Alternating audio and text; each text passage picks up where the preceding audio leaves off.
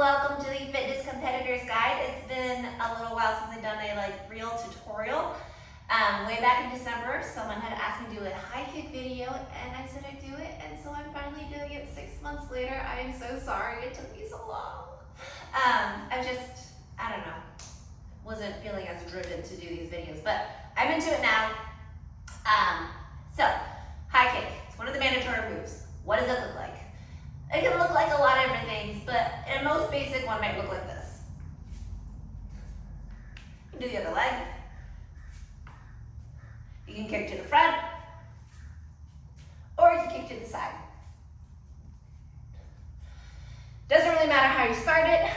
All you want is to have a fairly stable standing leg. You can see I'm still a little shifty with it. You want your arms to be pretty stable wherever they are. You don't want too much flailing, right? So you don't want to look like this. You don't want to be look like you don't have any control. So it needs to be stable. It needs to be as open and as flexible as possible because it is considered a flexibility move. And that's basically it. Doesn't matter what kind or style of high kick you do. You can do something a little more martial artsy, like a karate kick or something. You can do something that's more like a ballet, sort of, grand battement or something. You just want to get that foot as high as possible, preferably past the height of your shoulder. If you can go way up here, fantastic. If you're just up here, then you're gonna wanna cheat a little bit to make it look more flexible, okay?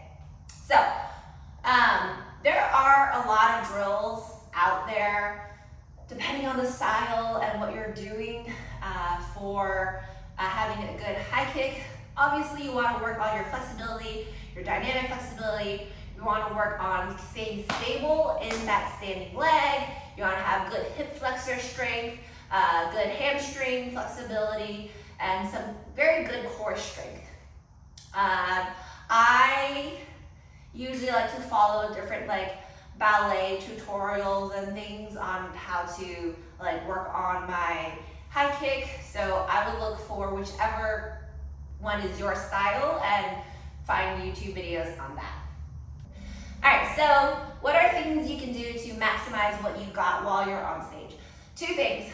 One is figure out what is your most flexible angle within your hips, right?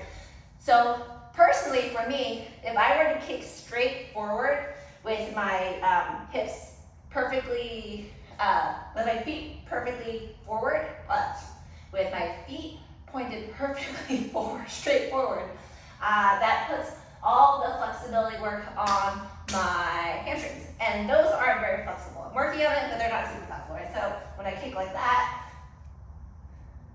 it's okay, you know.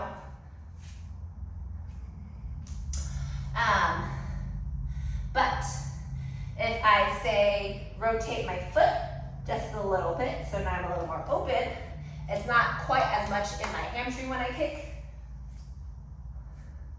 So I get a little more height. It's also a little more stable for me that way to kick that way. Now, that was a little bit of improvement. The next thing I can do, instead of kicking straight for me, is to actually kick kind of at a diagonal, because that's where I am actually the most flexible. So, to demonstrate, versus kicking straight, you can see kicking straight, my foot's about here. Kicking to the side, my foot gets to be about here-ish, I think. Let's try that again. Oh, actually a little bit higher than that. So, that's what I mean by finding your most open angle. Okay, so the next thing you can do is to sort of angle yourself a little bit so that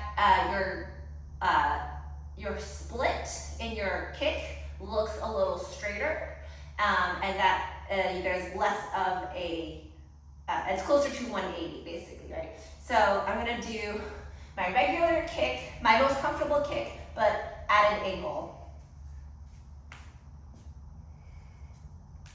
So if you can see, maybe I'll slow down the video, that has the perception of being a little more flexible. Try it again.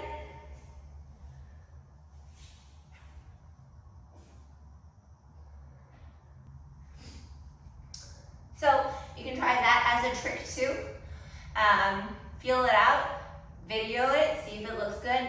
Remember, when you're doing this, the judges are also looking up at you a little bit, so you can use that to your advantage. That's why I like to sometimes do it this way and hide a little bit of like the bending that I might have and everything. It just creates a little bit of an illusion. Some things that some like pro competitors have told me that they do is that they might like maybe jump into a kick or something. Well, that was a terrible example, or they might go from a push-up and they might go push-up and kick like that. And that's perfectly fine. That meets the requirement as far as kicking your leg up goes and having it, get past your shoulder, showing off that flexibility. It is a kick. The problem is that because you're combining it with something else, it kind of complicates not as it complicates, but it doesn't make it as obvious that it's a high kick, right? And this is a mandatory move. So if the judge doesn't register it immediately as like, oh, not only did you do a push-up, but you also did a high kick, then it might just like think you only did a push-up, right? So I really like what Becca Sizemore has recommended, which is to just do a high kick. Make it obvious, do a simple high kick. It's very easy to incorporate in your routine. So just get it in there. That way you're playing it safe. So that's it for the high kick. Thank you all so much for watching. If you have any questions or comments, leave it below. Like and subscribe. It really helps out, of course. And it encourages me to do more videos, honestly. Okay, but seriously, thank you so much for watching, and I'll see y'all later. Bye.